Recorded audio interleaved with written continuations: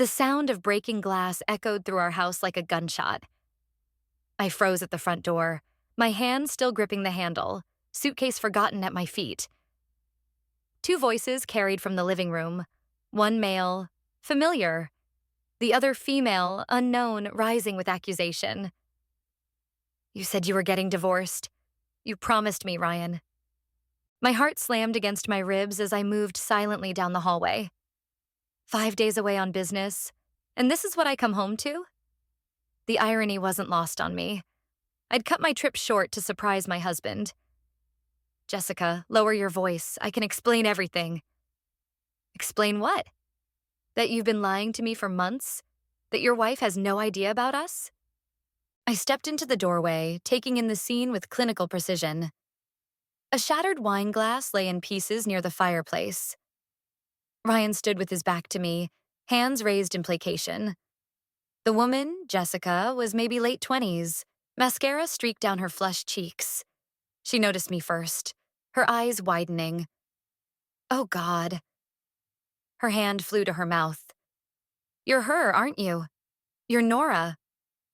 Ryan spun around, his face draining of color. "Nora, you're home early. I'm Nora Mitchell, and until this moment, I thought I had a happy marriage." Funny how quickly certainty can shatter, just like that wine glass on my imported rug. "I am." My voice came out steady, surprising even me, though clearly not early enough. I can explain everything." Ryan took a step toward me, but I held up my hand. "Don't." The word cut through the air like a blade. "Just don't." Jessica grabbed her purse from the couch, fingers trembling. "He told me you were separated, that you were filing for divorce, that you'd grown apart." She laughed, a bitter, broken sound. God, I'm such an idiot. "How long?" I asked, looking between them. "Nora, please," Ryan started. "How long?" Jessica straightened her spine. 4 months. We met at that startup conference in Seattle. The conference I couldn't attend because I was closing our biggest account to date. The irony twisted in my gut like a knife. "I should go," Jessica whispered, edging toward the door. "I'm so sorry. I didn't know." I stepped aside to let her pass, catching a whiff of her perfume, something sweet and floral that made my stomach turn. The front door clicked shut behind her, leaving Ryan and me in suffocating silence. "I can fix this," he said finally. "We can work through this." I studied him. Really studied him. The man I'd married 2 years ago, who'd charmed me with his ambition and wit, who'd quit his job 3 months ago to find his passion, who'd been living off my success while apparently building a life with someone else. Fix what exactly? I moved to the bar cart and poured myself 2 fingers of whiskey. The lies? The affair? Or the fact that you've been playing house with another woman in our home? It wasn't serious. Jessica, she was just what? A distraction? A backup plan? I took a slow sip, letting the burn ground me. "Tell me, Ryan, was any of it real? Or was I just convenient?" He ran his hands through his hair, a gesture I once found endearing. Now it just looked calculated, like everything else about him. "Of course it was real. Is real. I love you, Nora." The laugh that escaped me was harsh, unfamiliar. "Love me? You don't even know me." I set down my glass with deliberate care. "Because the Nora you think you married? She wouldn't let this slide. She wouldn't forgive and forget." Fear flickered across his face. Quick, but unmistakable. "Good. He should be afraid." "What are you saying?" I smiled, and for the first time, I understood why sharks bare their teeth. "I'm saying you have no idea what I'm capable of, but you're about to find out." I sat across from Linda at our usual corner table in Café Noir, mechanically stirring my untouched coffee. 3 days had passed since I'd walked in on Ryan's betrayal, and the numbness was starting to wear off, replaced by something darker. "He's still at the house?" Linda's voice carried that edge of protective fury I'd come to expect from her. Tell me you kicked his lying ass out. Not yet. I watched the coffee swirl. I need to be smart about this. The moment I show my hand, he'll start covering his tracks. What tracks? You caught him red-handed with his girlfriend in your living room? The word girlfriend hit like a slap. I set down my spoon with deliberate care. There's more to it. I can feel it. The way he's been acting these past few months, the excuses about job hunting, the missing money. Missing money? Linda leaned forward, her breakfast forgotten. What missing money? $20,000 from our joint savings. He said it was for a business investment opportunity. I laughed, the sound hollow. Funny how that came up right after the Seattle conference where he met Jessica. My phone buzzed. Another message from Mark. My brother had been relentless since I'd called him yesterday. I glanced at the screen. Found something. Call me ASAP. Mark's been digging, I told Linda. He never trusted Ryan, you know. Said something felt off about him from the start. Your brother's protective instincts finally paying off. Linda's eyes narrowed. What are you planning, Nora? Before I could answer, a familiar voice cut through the cafe's morning buzz. Well, if it isn't my favorite daughter-in-law. Diane, Ryan's mother. Perfect. She approached our table, all pearls and pressed linen, her smile not quite reaching her eyes. I've been trying to reach you, dear. Ryan says you've been distant lately. I met her gaze steadily. Has he mentioned why? He's concerned about you, working so hard. Men need attention, Nora. They stray when they feel neglected. Linda choked on her coffee. I kept my voice level. Is that what Ryan told you? That he's feeling neglected? He didn't have to. Diane adjusted her pearl necklace. I raised him alone after his father left. I know how these things happen. How marriages fall apart when wives prioritize their careers over their husbands. The rage I'd been suppressing bubbled up. Tell me, Diane, does neglect justify lying? Does it excuse stealing? Or is that something else you taught him? Color flooded her cheeks. I don't know what he's told you, but he hasn't told me anything. That's rather the point. I stood, gathering my things. But don't worry, I'm about to give your son all the attention he deserves. I left her standing there, Linda hurrying behind me. Outside, I finally checked Mark's messages properly. 3 photos. Ryan at an upscale jewelry store. Ryan having lunch with Jessica. Ryan entering a real estate office. My phone rang. Mark. Tell me, I answered. He's been looking at houses, Mark said without preamble. Expensive ones. And that's not all. Remember that startup he claimed to be investing in? Doesn't exist. But there's a pattern of large withdrawals from your joint account, all going to the same place. Where? An offshore account, opened 3 months ago, right after he quit his job. Mark paused. Nora, I think he's been planning this for a while. Setting up a new life with her using your money. The pieces clicked into place. The sudden career crisis, the emotional distance, the convenient business opportunities that needed immediate funding. I'd been so focused on being a supportive wife, I'd missed the obvious signs. Send me everything you found, I said. And Mark, I need a favor. That friend of yours in digital forensics. Already on it, sis. We'll nail this bastard to the wall. I ended the call, noticing Linda's concerned expression. You okay? No. I smiled, and it felt dangerous. But I will be. Ryan thinks he's so clever, playing the misunderstood husband while he sets up his escape plan. He has no idea what's coming. What are you going to do? I thought about the look on Ryan's face when I caught him with Jessica. The practiced way he tried to explain it away. The years of manipulation I was only now beginning to recognize. I'm going to let him think he's winning, I said. For now. Let him get comfortable, make mistakes. And then? I met Linda's gaze. I'm going to take everything from him, starting with his precious reputation. The laptop screen cast a blue glow across Mark's dining room table as we scrolled through Ryan's financial records. Each new discovery felt like another twist of the knife. Look at this.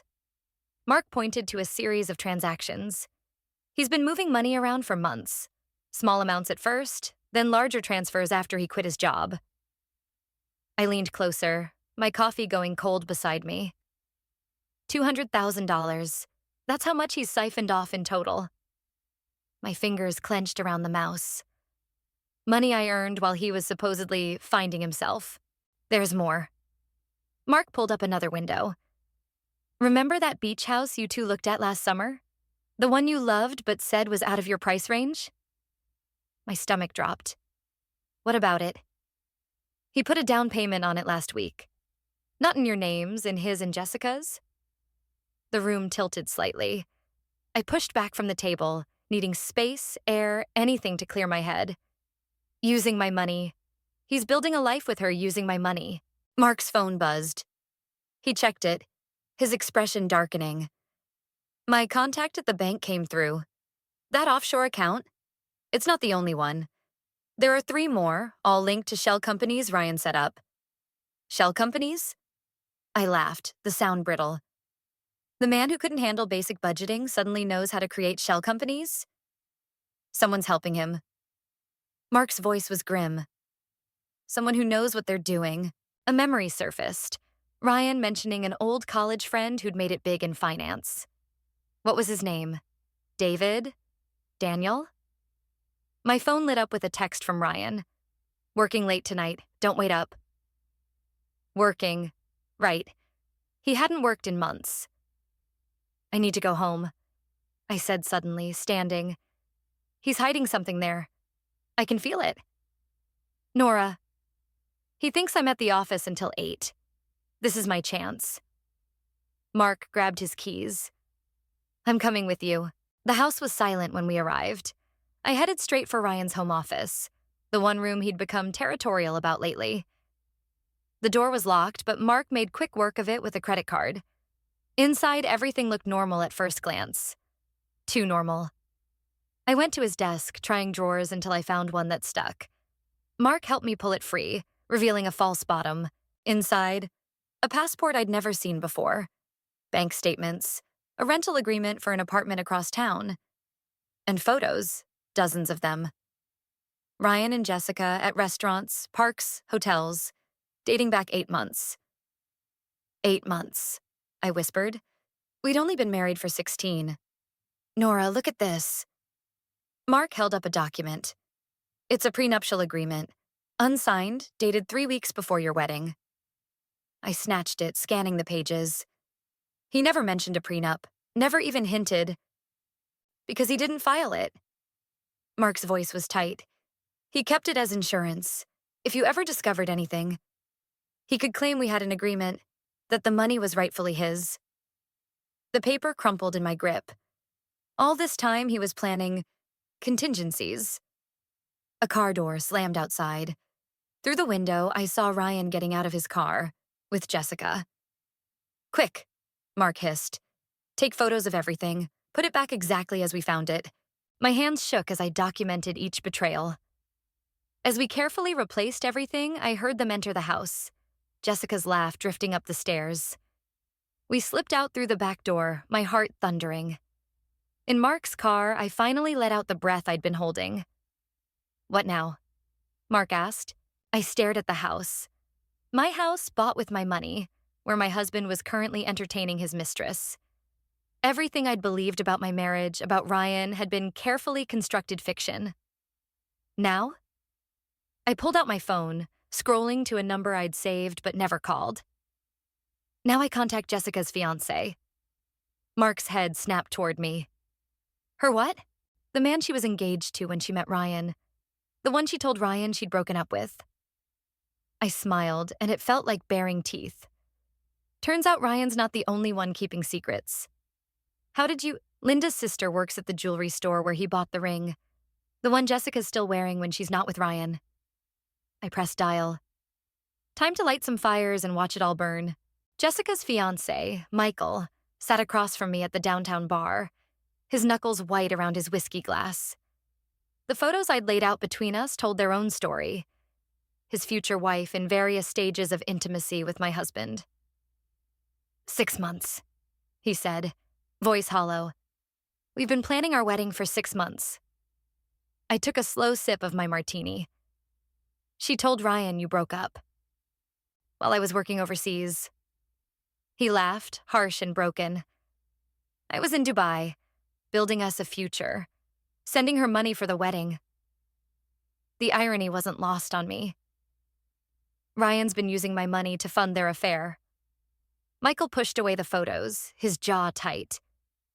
The beach house, that's where they were planning to live after they'd cleaned us both out? I finished his thought. Yes. The bartender approached, but I waved him away. We sat in heavy silence, two people united by betrayal, calculating losses that went beyond money. My phone buzzed. A text from Ryan. Missing you. Dinner tonight? Missing me. Right. Because he hadn't just been upstairs with Jessica an hour ago, planning God knows what while I pretended to be at work. What are you going to do? Michael asked. I studied him. Successful engineer, clearly devoted. Exactly the kind of man a smart woman would want. Just like I'd been exactly the kind of wife a smart man would want to keep. That depends, I said carefully, on whether you're interested in justice or mercy. His eyes met mine, something dangerous flickering there. Justice. My phone buzzed again. Mark this time. I checked the message and felt my breath catch. What is it? Michael leaned forward. My brother's contact came through.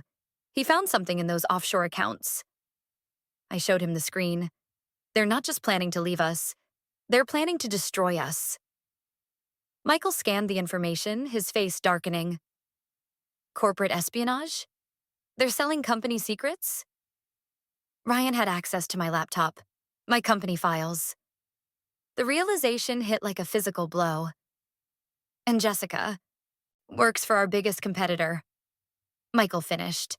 She's been feeding them information about my projects. The pieces clicked together with sickening clarity. This wasn't just about affairs or stolen money.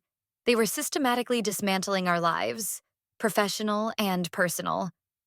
There's more, I said, pulling out one final document. Remember that prenup Ryan never filed? Turns out he did file something.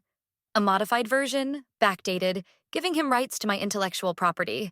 Jesus. Michael ran a hand through his hair. They've thought of everything. Almost everything. I smiled, and it felt like breaking glass. Except they don't know we're here. Together, comparing notes. The bar door opened, letting in a blast of cold air and a familiar figure. Linda, right on schedule. Got what you needed? I asked as she joined us. She placed a USB drive on the table. Everything. Security footage from their little love nest, bank records, emails. Your brother's friend is terrifyingly good at his job. Michael picked up the drive, turning it over. This is enough to ruin them. No, I said, watching Linda's satisfied smile. This is enough to make them wish they'd never met us. My phone lit up one more time. Ryan again. Made reservations at that Italian place you love. 8 p.m.? I thought about sitting across from him, watching him lie, pretending I didn't know he'd spent the afternoon planning my professional execution with his mistress. The rage that had been simmering for days crystallized into something cold and precise. I'll be there, I texted back. You're meeting him? Linda's eyebrows shot up. Of course. I gathered the photos, sliding them into my bag. He's expecting his devoted wife, eager to repair our marriage. Instead, I looked at Michael. How do you feel about Italian food? Understanding dawned on his face. What time should I arrive? Give us an hour. Let him get comfortable. Let him think he's winning. I stood, smoothing my dress. Then we'll show them both exactly what it feels like to lose everything. The plan was taking shape, darker and more complete than simple revenge. They wanted to play games? Fine. But they were about to learn they weren't the only ones who could be ruthless. The restaurant buzzed with evening chatter as I watched Ryan check his phone for the third time in 5 minutes. His perfectly pressed shirt, the careful way he'd styled his hair. All for show. All part of the game. You seem distracted. I said, taking a deliberate sip of wine. Just work stuff. He smiled, that practiced, charming smile that used to make my heart flutter. I've been thinking about us, Nora, about making things right. Through the window behind him, I caught a glimpse of Michael arriving, right on schedule. Linda was already in position at the bar, recording everything. Making things right? I echoed, fingering the USB drive in my pocket. That's an interesting choice of words. Ryan reached across the table, taking my hand. I know I've been distant lately. The job situation, the stress. I lost sight of what matters. The waiter approached with our appetizers.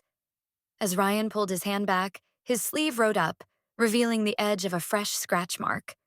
Jessica's handiwork, no doubt. What matters? I repeated softly. Like our marriage? Our future? Exactly. His eyes lit up, sensing victory. I've been doing some thinking about the future. Making plans. Plans. I smiled, thinking of the forged prenup, the stolen company secrets, the offshore accounts. Tell me about these plans. He launched into a carefully rehearsed speech about fresh starts and second chances. Behind him, I saw Michael take his seat at the bar, angling his phone to capture every word. My phone vibrated. A message from Mark. FBI contact confirmed. Corporate espionage charges ready. Give the signal. You know what I've been thinking about? I interrupted Ryan's monologue. That beach house we looked at last summer. He froze just for a millisecond. What about it? I drove by there yesterday. Funny thing, there was a sold sign out front. Nora, even funnier? When I called the realtor, she remembered the buyers. Young couple, she said.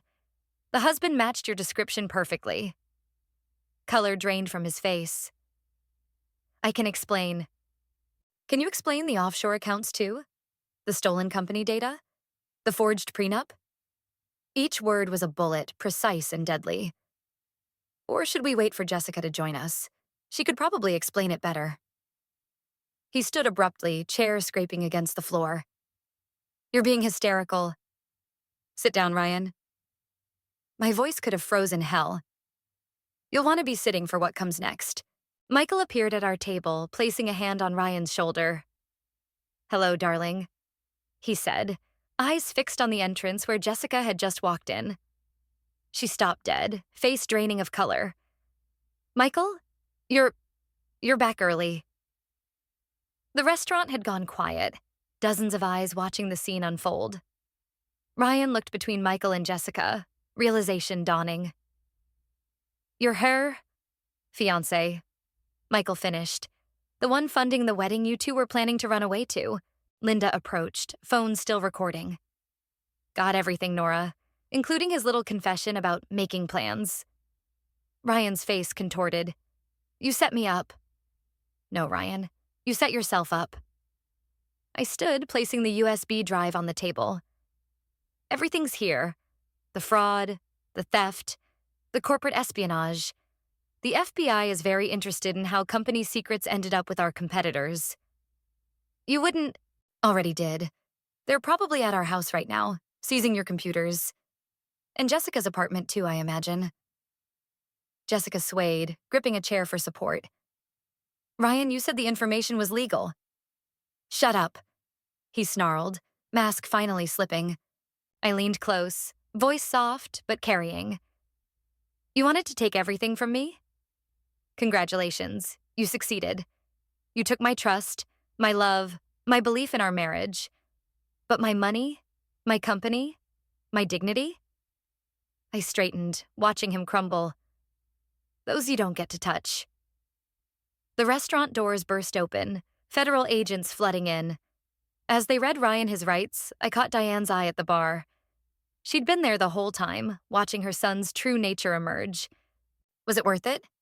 I asked Ryan as they led him away. Trying to destroy me? He looked back, and for the first time I saw real fear in his eyes. Good. He was finally learning what it felt like to lose everything.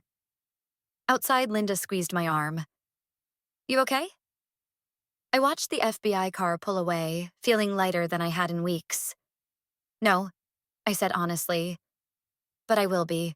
The interrogation room's fluorescent lights buzzed overhead as I stared at the photos spread across the metal table. Ryan in handcuffs, Jessica being led away. Everything I'd worked for, everything I'd planned, laid out in stark black and white. Mrs. Mitchell. Agent Carter leaned forward, her voice carefully neutral. We need to discuss your involvement. My stomach dropped. My involvement? She slid another photo across the table. Security footage of me accessing Ryan's office after hours. You entered your husband's private workspace without authorization, copied files, made recordings. He was stealing from my company, using methods that could compromise our entire case against him. She tapped the photo. Corporate espionage works both ways, Mrs. Mitchell. The door opened and Mark burst in, followed by my company's legal counsel. Don't say another word, Nora. Your brother's right. Agent Carter gathered the photos. But understand this.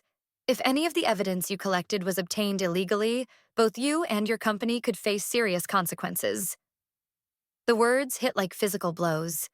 Everything I'd done to protect myself, to expose Ryan's betrayal, might have just given him the perfect weapon to destroy me. Outside the FBI building, Mark gripped my arm. They're bluffing. They need your testimony. Ryan's lawyers contacted the board. I cut him off, voice hollow. They're launching an internal investigation. I'm suspended pending the outcome. Linda, waiting by her car, straightened. They can't do that. You're the victim here. They can, and they did. I laughed, the sound brittle. Ryan's going to walk. He planned this, don't you see? If I fight back, I lose everything. If I back down, he still wins. Mark finished. My phone buzzed. Diane. I almost ignored it, but something made me answer. He's asking for you, she said without preamble. Says he'll tell the FBI everything if you meet with him. Alone. It's a trap, Linda warned. Of course it was. But what choice did I have? The holding facility smelled of industrial cleaner and desperation. Ryan sat across from me, orange jumpsuit stark against his pale skin, but his eyes were sharp. Calculating. You look tired, darling. He smiled. Not sleeping well? What do you want, Ryan? Want?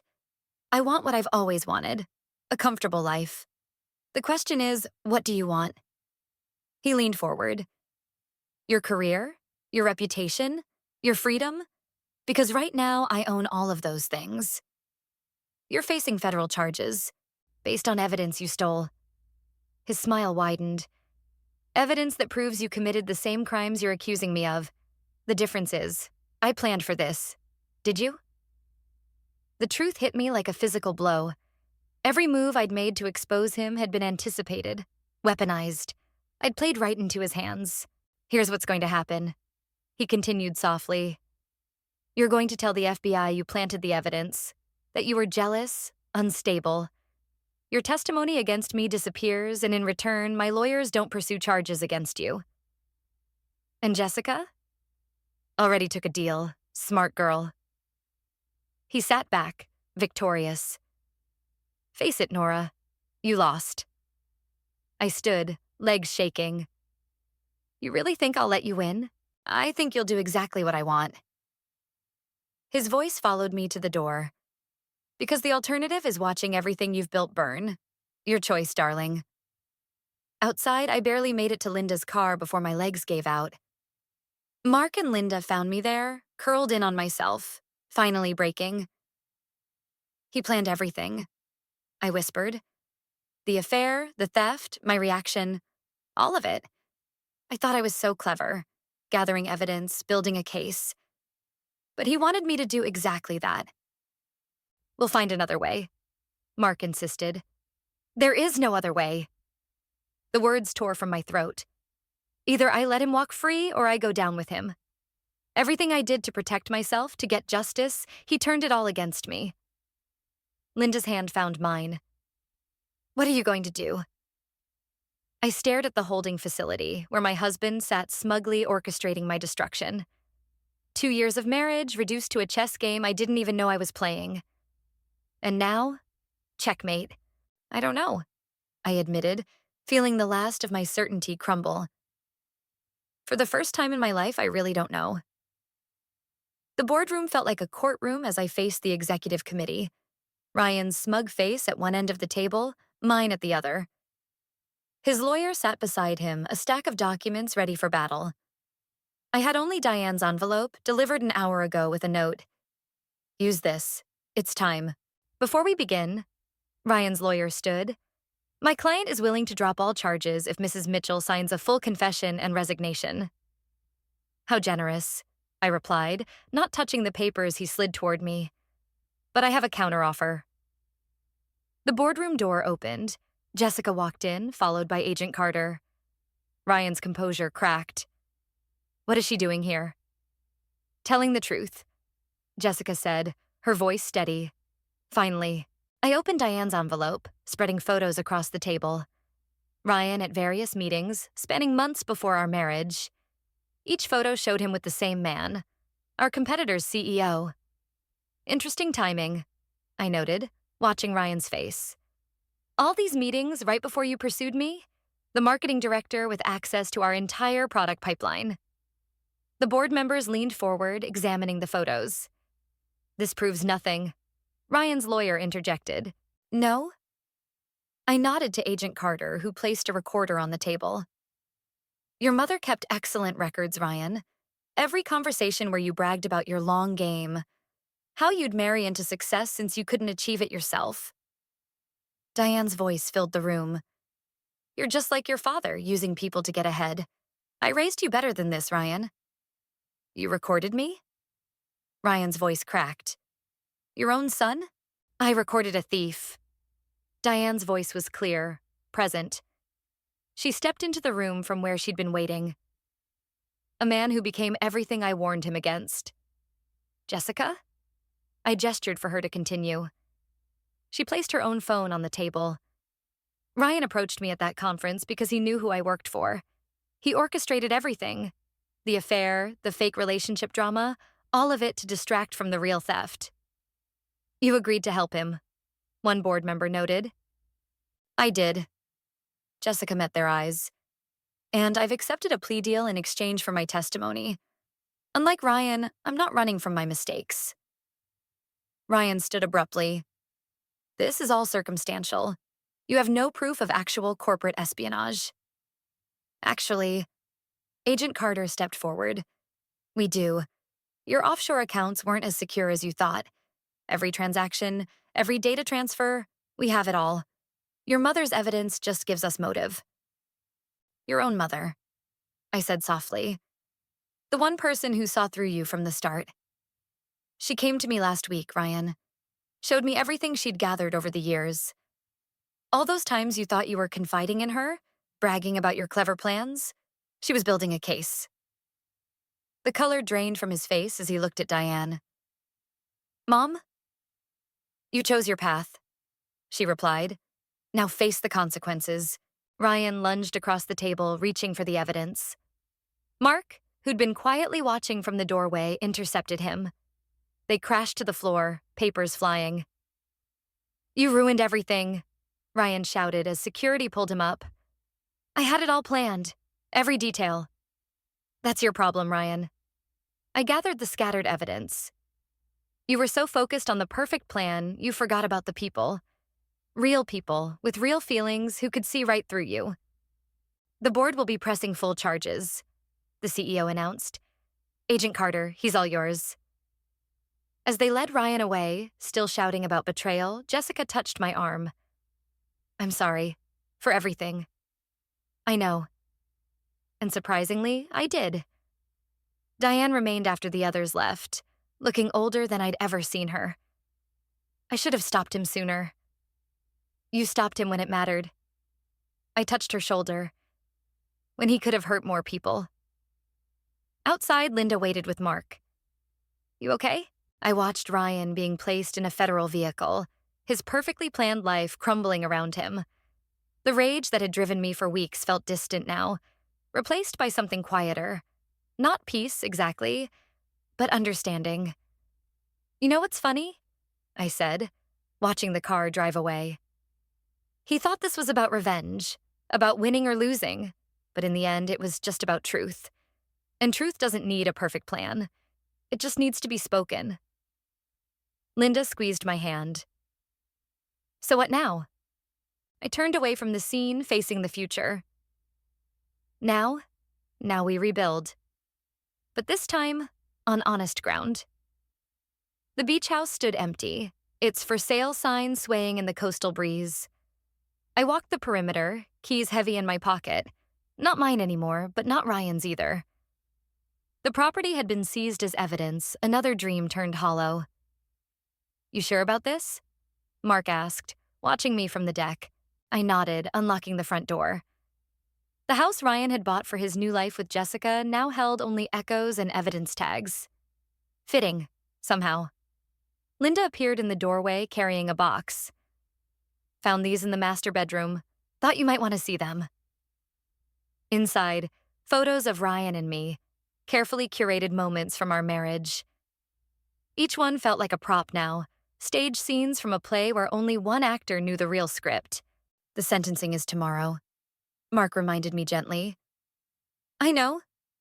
I set the box aside. Diane asked me to speak. Are you going to?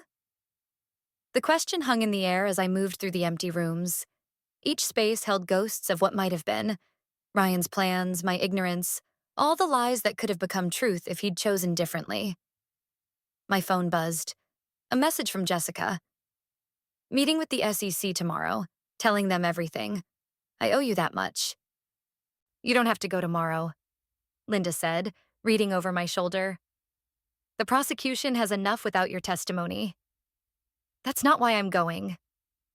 I stopped at the kitchen window, looking out at the ocean. I need him to see me. Not as his victim or his downfall, but as someone who survived him. The doorbell rang. Diane, right on time. She looked smaller somehow, aged by her son's choices, but her spine was steel. The prosecutor called, she said, joining us in the kitchen. Ryan's lawyers are pushing for a deal. They want you to make a statement supporting leniency. Of course they do. I laughed, but there was no bitterness left. What did you tell them? That my son made his choices. Now he can face them like a man or hide behind deals like a coward. She touched my arm. But it's not my decision to make. I thought about Ryan's face in the boardroom, the moment his perfect plan crumbled. The rage, the desperation, the final revealing of his true self. You know what I realized? I turned to face them all. My brother, my best friend, the woman who chose truth over blood. This was never about revenge. Not really.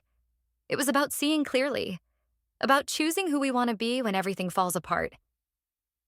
And who are you? Linda asked softly. Someone who doesn't need his confession or his remorse. I pulled out the last set of papers from my bag. Divorce documents, already signed. Someone who's ready to build something new. Mark took the box of photos, heading for the car. Linda followed with the last of the evidence the FBI had cleared for removal. Diane lingered, looking around the house her son had bought with stolen dreams. I failed him, she said quietly. No. I touched her shoulder. You showed him consequences have meaning. That's not failure, that's love. Outside, the setting sun painted the ocean in shades of possibility. Tomorrow, I would face Ryan one last time, not to destroy him, but to show him what strength really looks like. Not in elaborate schemes or perfect plans, but in the simple act of standing up and speaking truth. Ready? Linda called from the car. I locked the beach house door, dropping the keys in an envelope for the federal agents. Some dreams aren't meant to be saved. They're meant to teach us how to build better ones. You know what's strange? I said, joining my family. I actually feel sorry for him. Why? Mark asked. Because he spent so much time planning the perfect lie, he missed the chance to live a true life. I smiled, and for the first time in months, it felt real. That's a mistake I won't be making again. We drove away from the beach house, leaving behind the remnants of Ryan's carefully constructed fantasy. Ahead lay uncertainty, challenges, the messy reality of rebuilding. But this time, I was facing it with clear eyes and honest hearts beside me. Sometimes the best revenge isn't destruction, it's living well, living true, and letting go of the perfect lies that keep us from growing.